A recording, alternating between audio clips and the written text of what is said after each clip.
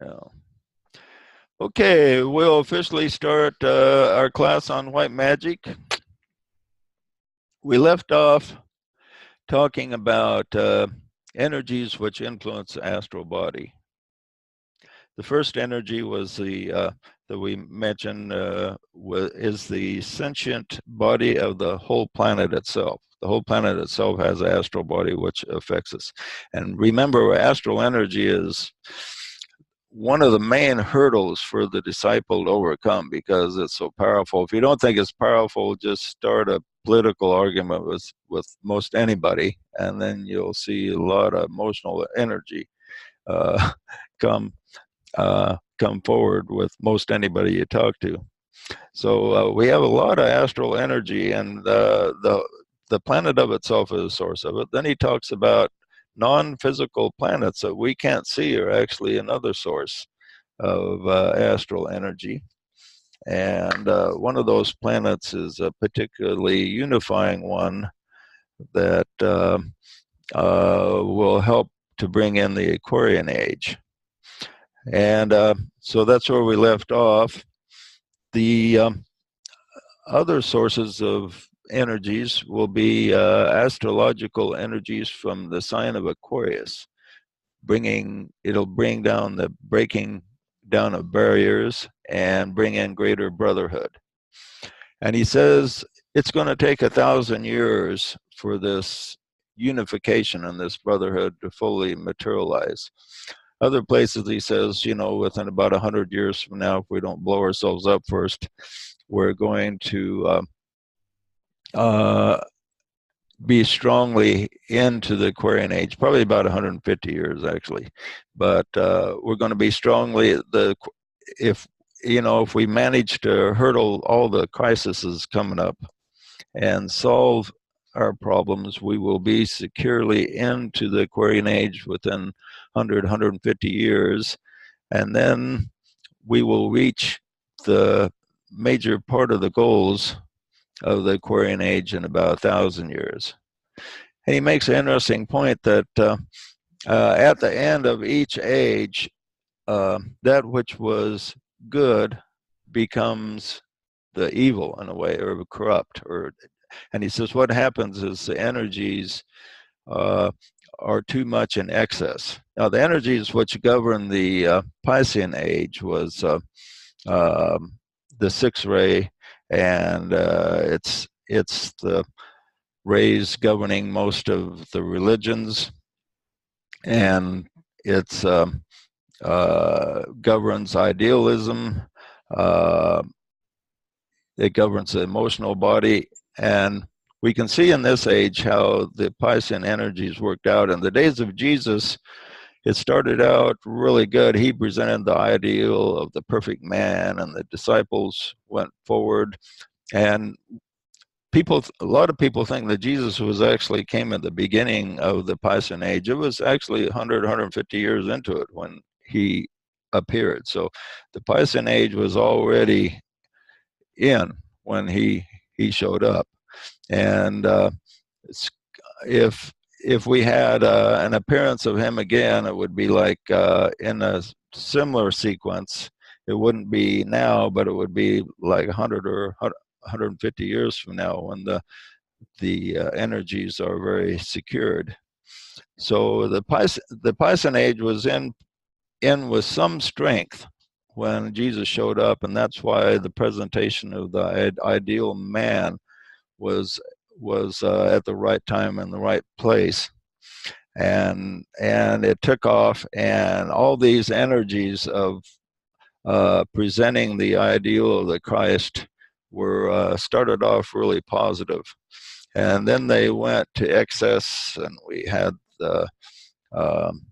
all kinds of wars in the name of Christ and conquering the world in the name of Christ and this type of thing. So they went to excess, and they tried to implement the ideal by force.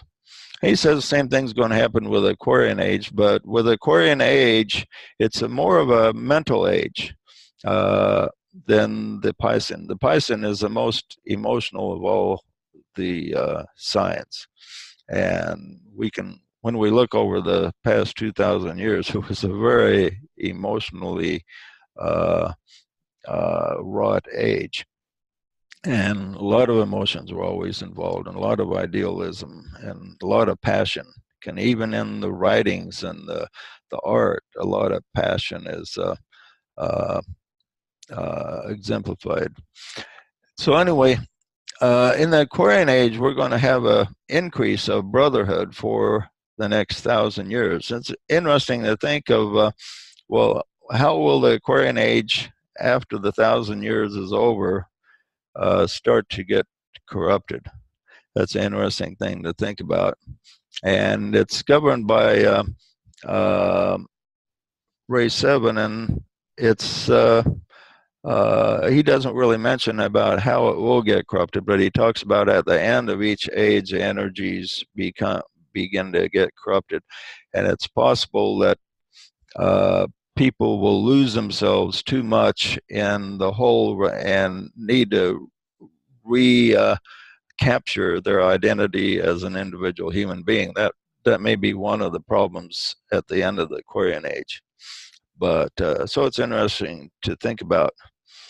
Now, he points out that the Aquarian age, one of the main things that will bring in the Aquarian age will be the powers of Ray 7.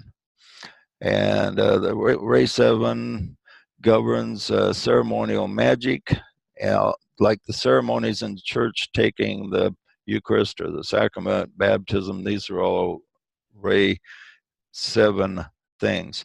And we're going to see a new type of energy released through Ray 7, where we're going to have different types of ceremonies. One of the ceremonies that the DK introduced is the full moon meditations, the work of triangles. These are all like 7th ray things, but we're going to have a whole new set of ceremonies, and we're going to have people coming in to incarnation that will come up with different types of symbolism that will actually produce physical results. And remember, a lot of the devas communicate more with symbolism than with actual words, and so symbols attract attention of some of the invisible lives and can produce material results. And it might be good to review the rays in incarnation. The rays come in and out of incarnation just like any other life form. Ray 1 is not in incarnation at this time. He says a pure Ray 1 in incarnation would, almost produce an apocalypse, because it's such a powerful force. So there's still a Ray 1 influence. We have different parts of our being are influenced by Ray 1, but the pure Ray 1 energy is not available right now. We had some of it released that caused World War II, when the Shambhala energy, which is Ray 1, was partially released before World War II. And it produced a tremendous explosion of force on the planet. This Ray 2 has been in incarnation since 1575. And Ray 3 has been incarnation since 1425. Now, Ray 4, which is harmony through conflict and governs the creative energies, we're starting to feel its presence now, and it will be in full bloom around 2025. And he says this is going to create a creative force like the world has never seen in our recorded history anyway. But we're going to have expressions of music and creativity and writing, and that we cannot hardly imagine right now. A lot of this will probably come about because of all the technology that's being developed. We'll probably have all kinds of virtual realities and things like that. Now, Ray 5 has been in incarnation since 1775. And Ray 6 started passing out in 1625. But he says it's still very powerful. And one thing that makes it powerful is there's quite a number of souls in incarnation still strongly influenced by Ray 6. He says these will be passing out. And in another generation or two, we won't have these. And these are, these 6 ray souls are very powerfully focused on emotion. So they create a lot of problem as we're trying to pass into the Aquarian age, which is strongly governed by Ray 7, which Ray 7 is a lot different type of energy than Ray 6. So Ray 6 and 7 are kind of at odds with each other, and it's like well, Ray 7, for instance, governs business for one thing, and we can see that business, the business world is really at odds with the idealistic world. And the idealistic world doesn't really understand business, and business doesn't really understand idealism. And so they're at odds with each other, but the business itself will evolve as a servant of humanity, and this is one of the problems as it's getting off, is it's seen as an evil rather than a good, but it's going to evolve into good. And we see that evolution in businesses in the fact that businesses are becoming much more cooperative. Like I've said several times, I always point out the grocery business called Winco that started here in Boise, and it's doing very good, and it's employee owned, and it's a fairly cooperative business. The prices are lower than the other stores, and it's a great place to shop. And we'll see more businesses like this, which instead of having executive at the top making all the money, it will be more related, more employee owned, like and eventually I believe we'll see an evolution into what I've written about called the molecular business. So Ray 7 began to make its appearance in 1675, and it's still gaining in strength. It's like a child, so to speak, right now, and so it's gaining in strength, and it'll come into its own within the next 100 years or so. So it'll get, Ray 7 is increasing in power, and with the keynote of the Aquarian age governed by Ray 7 will be service, and passing out of power will be the idealism and strong emotional control and the strong authority of Ray 6. That is passing out, and Ray 7 is incarnating and gaining strength. So we'll see that over the next 100 years play out. Okay, any comments or questions before we move ahead on that one? EK said something. This might have to do with the 5th root race and not the Aquarian age per se. But he was saying that there will be this cataclysm because of magical knowledge that will be given out in the future. I think he was saying it in connection with the 5th root race. So it might not be what you were talking about with the Aquarian age. Yeah, he warns of a cataclysm that could take place before 2025. He says we're in danger of one. So I don't know if that's what you're talking about. No. It was further in the future. Yeah, he was talking like the destruction by fire. Is that what you're thinking of when he talks about that?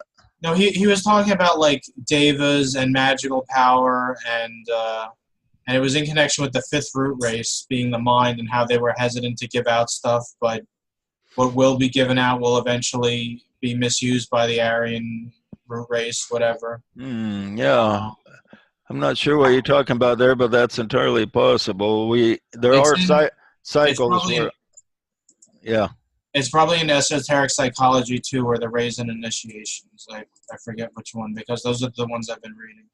yeah, yeah. Okay, yeah, there's cycles where what has been given out is, when used for good, then it turns out negative, and we have a situation that has to be handled, and there will be cataclysms take place. He talks about even the rising of new lands and the sinking of other lands, which will eventually happen. Indicates that may be sometime in the future before that happens, though. But okay, the next energy to be that we have to deal with, he says, are faint emanations from the heart of the sun. The sun has three basic parts. One is the physical part, and he says when esoterists, the masters, look at the sun, they see the shape of a heart, which is kind of interesting. He doesn't elaborate on that very much, but um, so we have the physical sun, the heart of the sun, and then the central spiritual sun, three aspects of the sun. And from the heart of the sun, the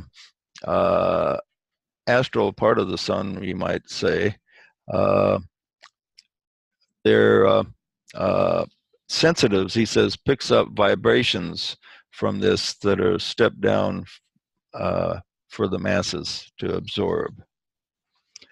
He says, love and thought of that divine life is turned toward the little daughter of the long lost sun, as our planet is sometimes called in the occult books of the great ones.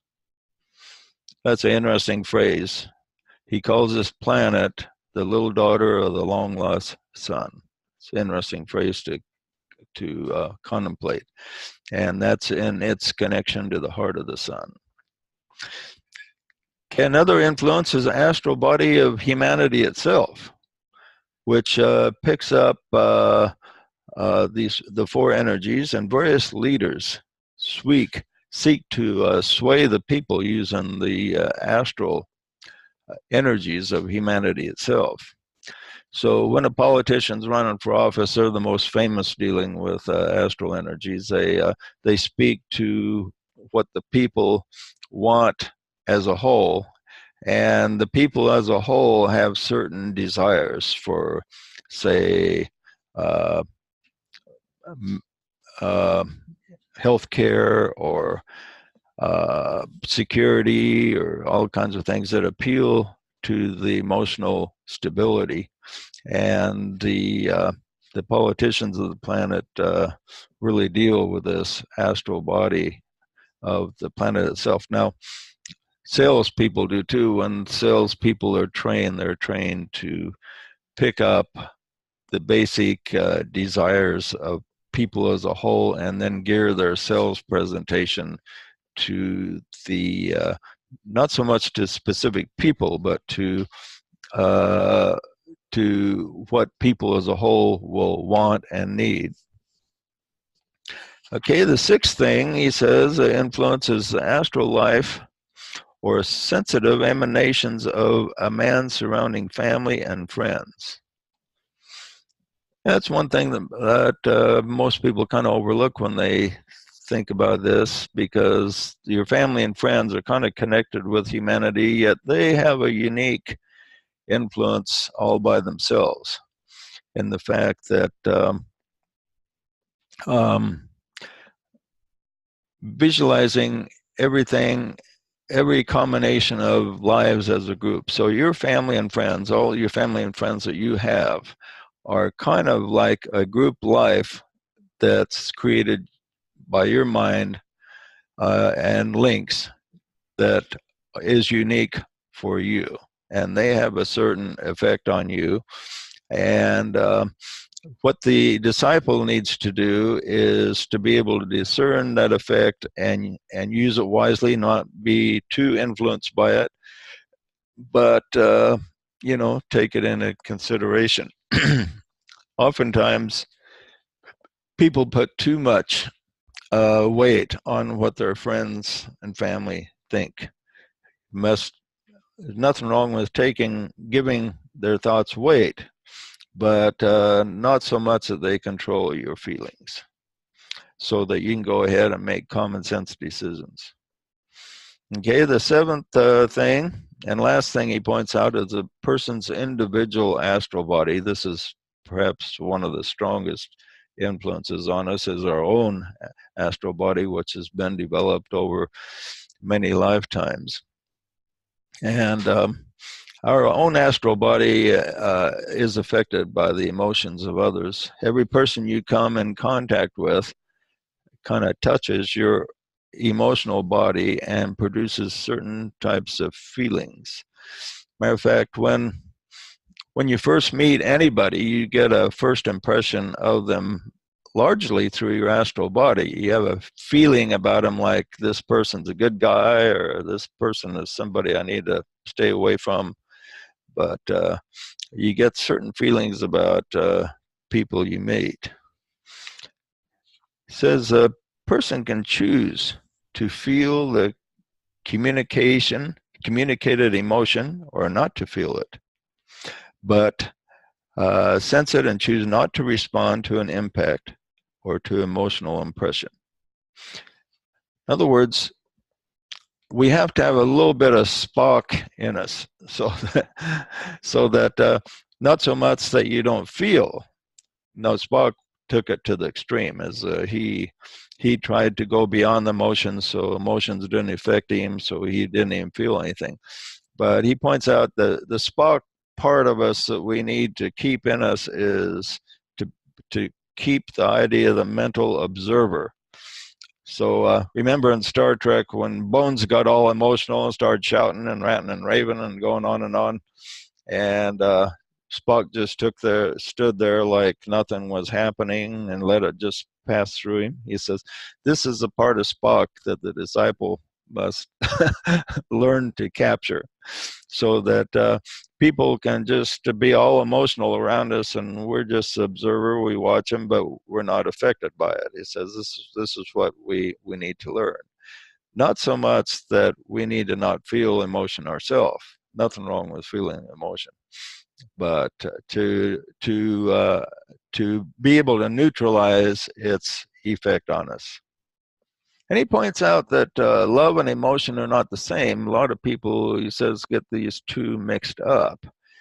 If they feel emotional, they think they're feeling love. But he says that's not necessarily so. Why is that not so? What's the difference between emotion and love, do you think?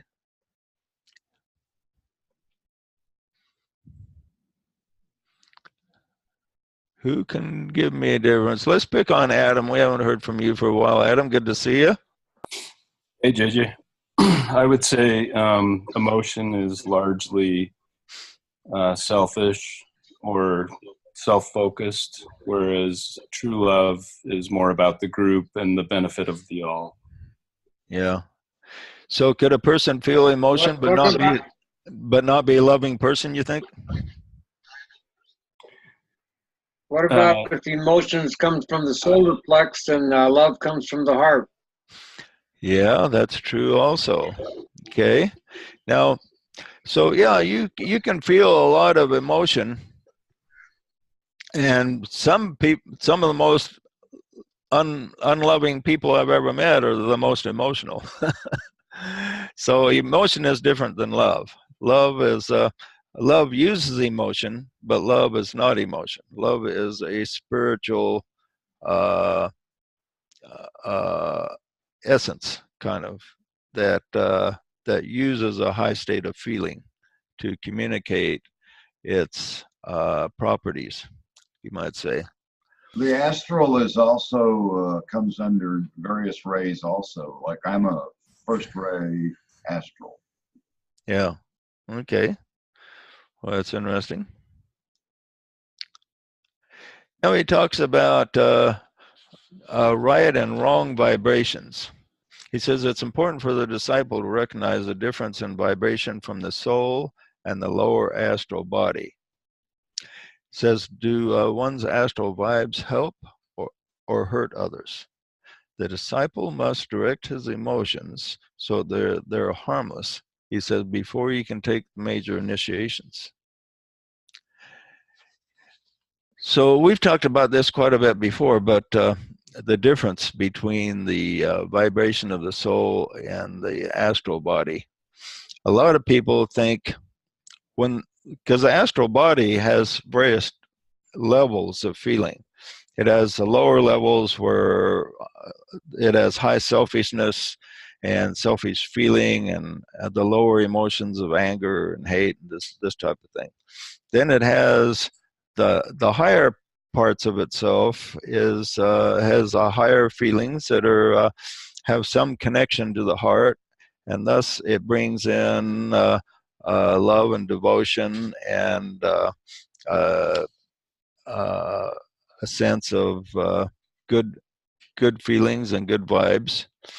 And when a person, for instance, watches a movie with, say, with an emotional scenes, the hero gets killed or something like that, or the couple fall in love, and you sense it affects people. So sometimes people even cry during a movie. You know, these are feelings that affect the higher parts of the astral body, not the lower parts, but the higher parts.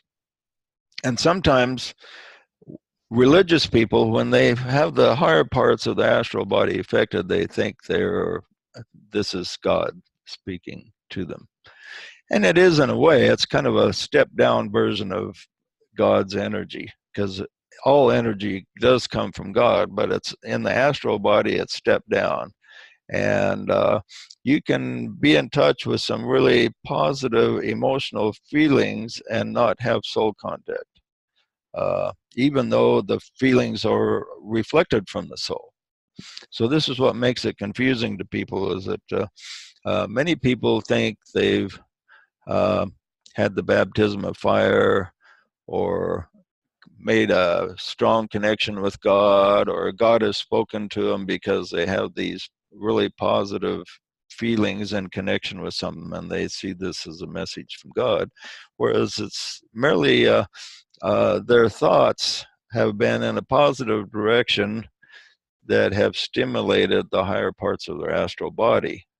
But that doesn't necessarily mean they've made soul contact. When the soul contact is made, then that's a more refined spiritual feeling that transcends the lower astral. And the disciple will not be able to differentiate until he actually makes that contact. When he makes that contact, then he will eventually learn to differentiate. Now, the trouble with higher spiritual contact is there's often amnesia involved. It's like a little bit like a dream. You ever wake up in the morning from an interesting dream and you think, I'll reflect more on this later, and then a couple hours later you can't even remember it? You know, it's because it's really ephemeral, and the higher spiritual part of ourself, it's the communications we receive from it are really easy to forget. So a lot of people get some degree of soul contact, and then they get so focused on living that they actually forget what that felt like. And then they maybe have contact the higher part of their astral body, and they'll think, yeah, I made soul contact again. Well, maybe he hasn't. Maybe he's got amnesia now.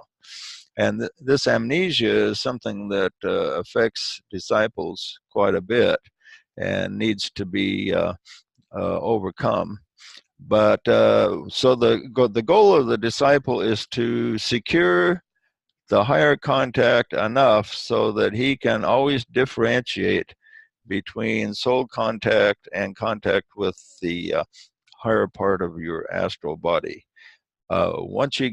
Once the person achieves the soul contact, then he can have a very reliable guide for his life that can, it won't answer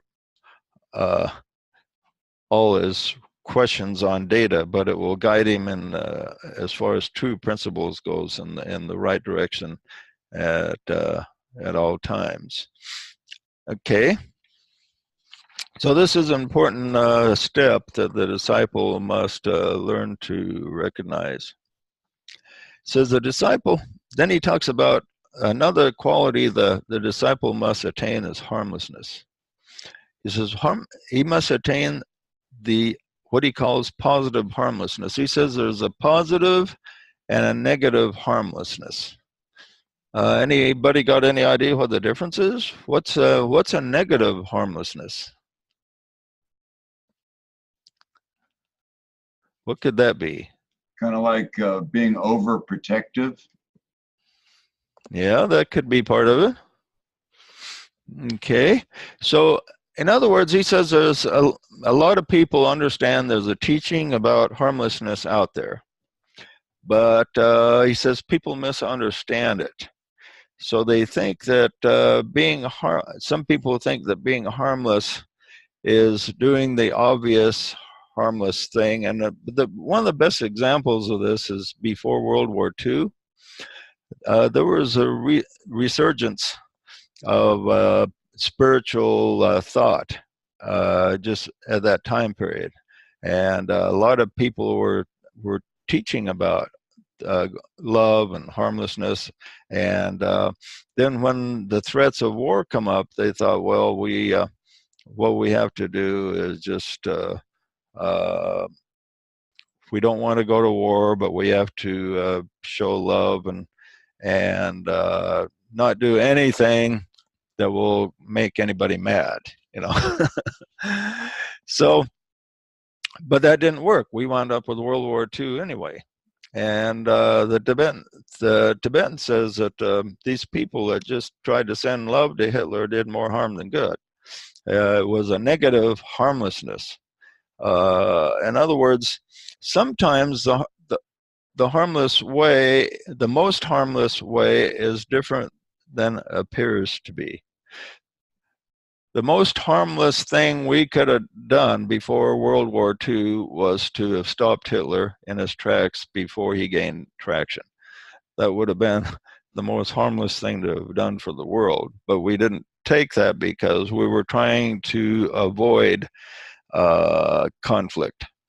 But sometimes the harmless way will actually bring conflict. And who do we see as the most harmless guy that ever lived? Jesus, right? So Jesus was a harmless guy, and he was preaching love and didn't go out to hurt anybody, yet everywhere he went, he made people angry. Then he made them so angry when he began to explain that we're all gods. They were so angry they threw stones at him and tried to kill him, and he had to use his powers to get out of harm's way. And then they become even more angry until they crucified him. Yet he exemplified harmlessness more than any man that ever lived. Yet in exemplifying and demonstrating the harmless life, he didn't create love and peace wherever he went. For those that saw him in the right attitude of mind, they entered into a great peace and discovered love that they had never known before. But to those who resisted him, it stirred up feelings within themselves that they didn't even know they had, and made them very angry because he upset the apple cart. So DK points out that true harmlessness takes, good judgment. You just can't say, don't step on any bug and you'll be harmless. You have to look at the situations and figure out the best course so the end result will be the highest good. And that is really the course of the greatest harmlessness, is looking at the end result. How will things turn out in the end? And in the process, the trouble with this teaching is that people can always take it wrongly. They can think, well, the end result, so I got to go kill somebody because this person doesn't need to be here. Well, that's not the way to do it. I mean, in between the beginning and the end, you don't start the aggression. You only take steps that are necessary to create the end through free will without creating harm, creating the minimal amount of disturbances as possible. So the true harmless spirit is one that looks at the beginning, looks at the end, and then how to take the steps in between that will create the least pain for everybody involved. And this is what he calls harmlessness. But it's interesting that it's called harmlessness because no matter how harmless of a path the disciple takes, some toes are going to get stepped on. And that's exemplified by Christ, by every other spiritual teacher that's been on the earth, has had these problems to deal with. But okay. He says harmlessness emanates from a capacity to enter into the consciousness and penetrate into the realization of one's brother. That's a very interesting statement. Penetrate into the realization of one's brother. Now the trouble, one of the things that creates harm is seeing your brother as opposing you. When you see your brother as opposing you, then he becomes an enemy in your mind, and this creates a situation between you where harm can result.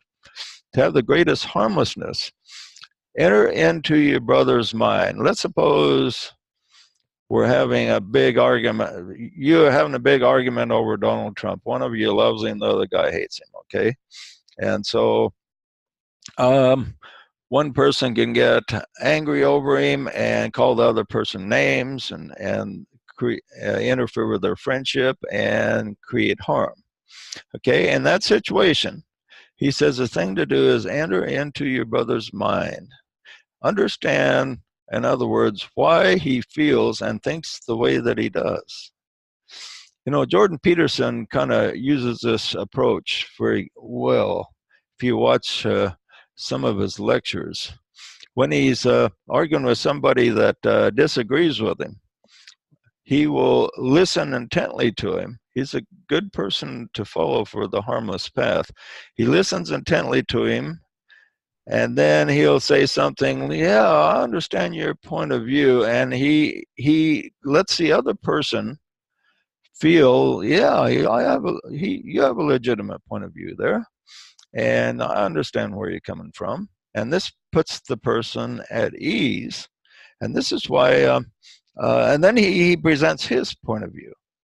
And this is why a lot of people that are very opposed to conservatism actually kind of like the guy. Even Bill Maher liked him, which really amazed me that Bill Maher liked him.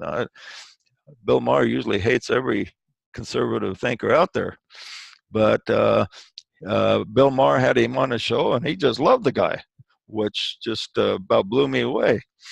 But and a lot of atheists like him, and atheists just usually don't like anybody, any conservative whatsoever. But and he doesn't even call himself a conservative, but the media has pretty much labeled him as a conservative because he's has some conservative leanings. No, not conservative. Alt-right Nazi who hates women. Right. Definitely not a conservative, though, because they don't use that. It's always alt-right nowadays. Yeah, that's true. That's true. So anyway, it's interesting that the people Jordan has managed to get on his side because he lets the person feel that, yeah, you got a legitimate view there, but let me give you another take. And so thus he gets people listening to him that don't listen to anybody else. And he's made a lot of converts from people that are usually identified with the left. And he's pulled them over to the center or to a little bit to the right. And so he's an interesting character to follow, but he's perhaps the best demonstration of this advice that Tibetan give out that I've seen. Okay. Another thing he says is the disciple needs to be careful not to build a shell around himself, and to redirect negative energies where they will not do any harm. Now, in the Song of the 144,000, you notice there have been mantras in the past that say that talk about building a wall of light around them, and this is the wrong approach. Whereas the Song of the 144,000 manifests the universal light. In other words, the light from God is everywhere. And our job is to tune into that light, not to see it separative, like we got a monopoly on it. So I got the light around me and you don't have it around you, you know. The idea of the disciple needs to be that the light is everywhere, it's available to everybody, and each of us must do everything we can to tune into that light. And the thought of separatism must always be avoided. And he talks about neutralizing the negative forces. He says the disciple uses beneficial forces, thus attracted in helping human beings. So the beneficial forces attracted to help neutralize negative forces. Now, we were talking about negative forces earlier during our meditation. So to have individual, group, visualization, meditation, contemplation helps to neutralize negative forces by bringing in positive forces. Now, he talks about a technique of the advanced disciple. He says he learns to absorb and transmute the wrong vibrations and energies which are destructive. He gathers to himself all the evil emanations, destructive energies, and wrong forces, and he breaks them up into their component parts and returns them from whence they come, neutralized, impotent, and harmless. And so this is a important thing for the disciple to do, is to handle these negative forces correctly. Now, what happens with negative forces with the average person? With the average person, what happens when he receives negative forces from other people? Like, let's suppose somebody's angry at him. Well, what happens is he gets angry back and returns the anger and the bad words and the name calling, and then it goes back and forth, and the forces are amplified. So what's the best approach? Let's suppose, let's pick on somebody here.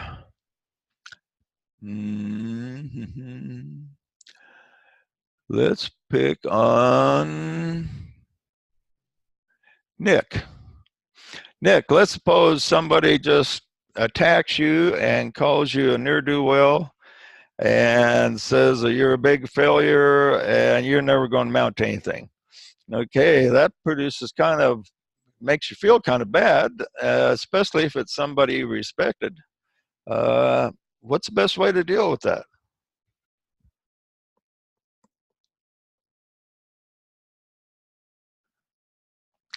Are you there, Nick? You didn't go to sleep on us, did you? Okay, he might be away from his mic. Okay, Joshua, yeah, I see you on the screen watching. Why don't you answer that question? So if somebody comes at you with insults and stuff, what's the best way to deal with it? Yeah, do you insult them back, or how do we handle that? Well, the way I usually do it is I try to tune into my intuition or guidance on what direction I'm supposed to go. And sometimes it's like, just wait. But I wind up thinking about, how I might react or whatever. I mean, some situations you have to react in the moment. But, yeah, so you could tune into your intuition or your soul, or you could just take a step back and think what appears to be the logical thing that you do. And when you can get to a place either through the intuition or through the mind of where you think you have a reasonable answer, then move forward from there. Okay, it's it might be quick or it might be slow. good answer. Okay, let's. In the Yellow Submarine, the Beetle cartoon, Mhm. they defeated the Blue Meanies with love, love, love. All you need is love. Okay, Rit says, I return to the person by telling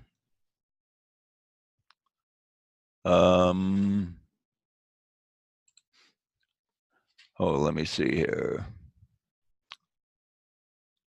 By telling him or her that it's himself that he's talking about. Yeah, you can do that too. Now, there's two ways to approach this when you're insulted by somebody. One is you can just let it pass through and say basically nothing. Let them say their piece and say, okay, I hear you. Let's move on. And the other, well, there's three ways actually. The bad way is to attack them back. Say, yeah, you're a SOB also, and you're no better than I am and all this. Okay, that's one way, and that just increases the negative flow. Second way is to do nothing, just let it pass through you. The third way, there's a third way, and that's to look for a solution. Because if you let it pass through you, it's still hanging there. In other words, the guy leaves the situation, he's still mad, So, but there's a more positive way, and that's not always available, but it's sometimes available, and it's available when you can look in the person's heart and kind of see where he's coming from, and use a Jordan Peterson approach, saying, well, I hear you, fella, and I understand your feeling, and show the guy that you understand where he's coming from, and then try to befriend him and make him feel that you understand. And if you do this correctly, sometimes you will be able to diffuse it, so the negative energy is just all gone. It doesn't happen always. Sometimes people are just determined to be mad no matter what you do. Other times they are open to you responding in a way that can diffuse it. And I spent a lot of my life as a salesman. I remember one sales call I made one time, and I called this guy. He must have had a bad day, plus he hated salesmen. And he just raked me over the coals like you wouldn't believe, for interfering with his day, wasting his time. And he would just went on, and I just let him go on. And I was very polite to him. Yes, sir, no, sir. And then hung up. Then a few minutes later, the phone rang, and it was him. And he says, boy, you made me feel ashamed of myself, because, I was going on at you and you were just polite to me. And I said, I feel really bad about my actions. He says, how much does that ad that you want to sell me cost? I'll buy one. I thought, but that doesn't happen very often, so that type of thing. But every once in a while, you can diffuse the emotional anger. And okay, that's probably a good place to leave it off. Any other comments or questions before we wrap it up? Okay, wrapping up, diffusing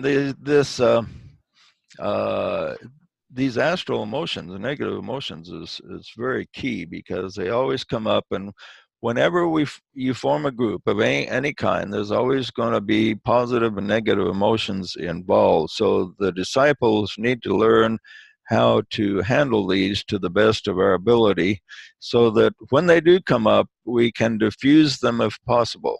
Now, like I say, sometimes people are just so determined to be angry and hurt that sometimes there's nothing you can do. You just got to let them go until they finally work it out. Other times, it's a cry for help, and they just want somebody to understand them. And if you show a little bit of understanding, using that Jordan Peterson approach, yeah, I hear you, Phil. And what can I do for you? What can I do to rectify things, to do my part to make me a better person, or whatever, you know.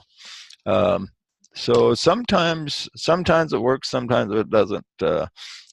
Emotional energy is so unpredictable that you can't really write down a 1, 2, 3 step solution that works all the time.